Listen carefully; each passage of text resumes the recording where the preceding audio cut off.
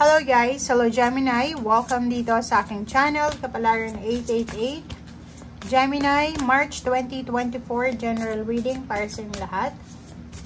Okay, alamin natin kung ano yung messages para sa inyo, Gemini. Okay.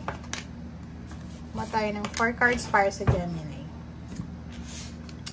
Okay, 5 of Pentacles, 5 of Swords, and 3 of Water, and Queen of Pentacles. So, nandito yung lahat ng baraha. Okay?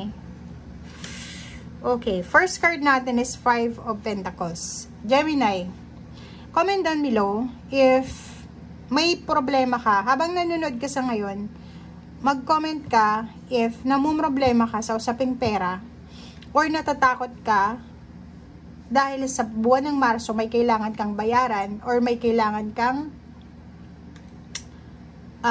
mahawakan na pera. Okay? So, masyado kang iwasan mo to kasi pwede mo pa naman itong maiwasan. Masyado kang negative. Masyado kang negative na feeling mo wala ka ng pwedeng solusyon sa kung ano man tong problema pinansyal na pinagdadaanan mo. Mag-iingat ka kasi magre-result yan sa mental health issue or pwedeng physical or emotional health problems yung stress mo na yan sa pera. Okay? Reach out to others daw for assistance. So, pwede kang humingi ng tulong sa ibang tao if ever man na kailangan mo ng tulong lalo na sa usaping financial or emotional. Nakikita ko sir dito na hindi ka masyadong makapag-isip ng tama. Hindi ka makapag-desisyon ng tama. Okay? So, for decision making, sinasabi sir dito, Gemini, na sundin mo kung ano yung sinasabi ng puso mo rather than kaysa trying hard ka na i-please yung ibang tao sa paligid mo. Okay? Na magpipretend ka na walang problema. So, ibig sabihin dito, sundin mo kung ano yung sinasabi ng puso mo, kung ano yung magbibigay sa'yo ng saya, hindi yung magbibigay saya sa mga tao sa paligid mo. Okay? Na magpipretend ka na okay ka lang, 'di ba? Like kakainin mo na, ipapamigay mo pa, tapos pag tinanong ka, sasabihin mo okay ka lang pero gutom na gutom ka na. Okay? Dito sa barahang to, sinasabi ng barahan na masyado tayong nag-overanalyze, masyado tayong concern sa nararamdaman ng ibang tao, Gemini, na feeling mo kailangan mo silang i-please para hindi ka masaktan or kailangan mong gawin ang lahat ng gusto nila para hindi ka magkaroon ng kaaway. Yung parang alam mo yon, umiikot yung mundo mo or para ka na lang na isang puppet nila na sumusunod ka sa kung ano yung gusto nila. Okay? So yun. May iba din dito ni Gemini na posibleng makakatanggap kayo ng isang balita, good news na posibleng worth celebrating, 'di ba? Like for example, announcement ng kasal, ng engagement, ng kasal, kasal talaga. Pregnancy, graduation, travel, relocation, kung ano man to na possible na news na makukuha mo na pwedeng magdala sa'yo ng kaligayahan and kapayapaan. Okay? Nakikita ko sa'yo dito na masyado ka din nakafocus sa pamilya mo. Masyado kang nakafocus sa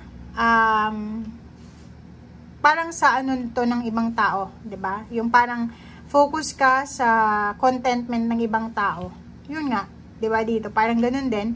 Nakafocus ka sa contentment nila na hindi mo pinapansin na importante ka pala, 'di ba? Ikaw yung sarili mo dapat yung bibigyan mo siya ng priority. And parang ang nakikita natin dito, ang priority mo is ibang tao, which is yun ang kailangan mo daw na iwasan.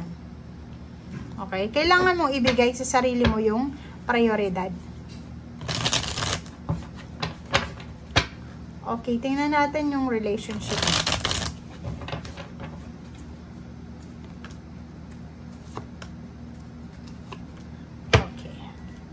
Okay, so meron kang reverse dito. Ang reverse mo is King of Wands. Sa relationship natin, hindi ka masyadong nagbibigay effort sa relationship. Pwede kang magkaroon ng issue sa iyong karelasyon. Kasi parang nakikita natin dito, medyo napapabayaan mo na ang karelasyon mo dahil busy ka sa pagtatrabaho. Parang ganon. Yung iba din sa inyo dito is single ka, wala kang pakialam sa relationship kasi busy ka sa paghahanap buhay sa pagtatrabaho.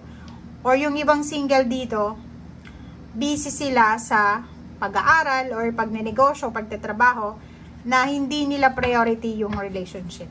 Sa relationship, ganun din eh. Medyo napapabayaan nyo na yung karelasyon nyo. Yung in a relationship dito.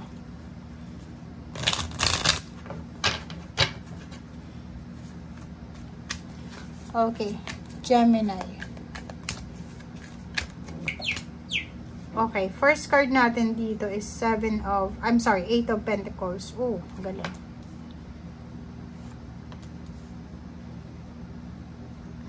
Ang ganda, Gemini. Okay, so yung mga Gemini dito na ang focus ay pera, ang focus is future. Nasa tamang direction kayo. Yun yung sinasabi ng barahan nyo. Kasi kung makikita mo dito, nasa Page of Wands ka eh. Parang kung ano yung ginagawa mo sa ngayon, ito ay magre-result sa'yo ng positive. 'Di ba?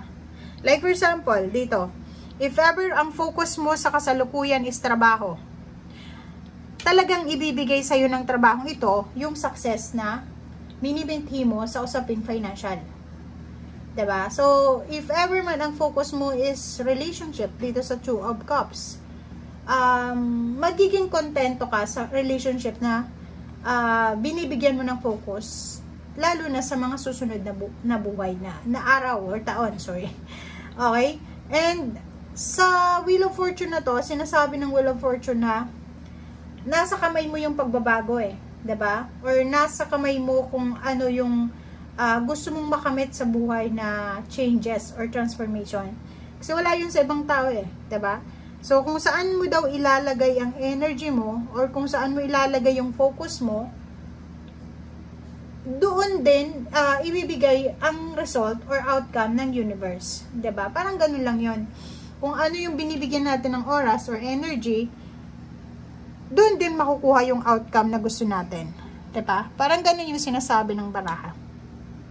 Sinasabi ng baraha sa'yo dito na sa mga susunod na buwan or taon, magkakaroon ka ng pagbabago sa buhay mo.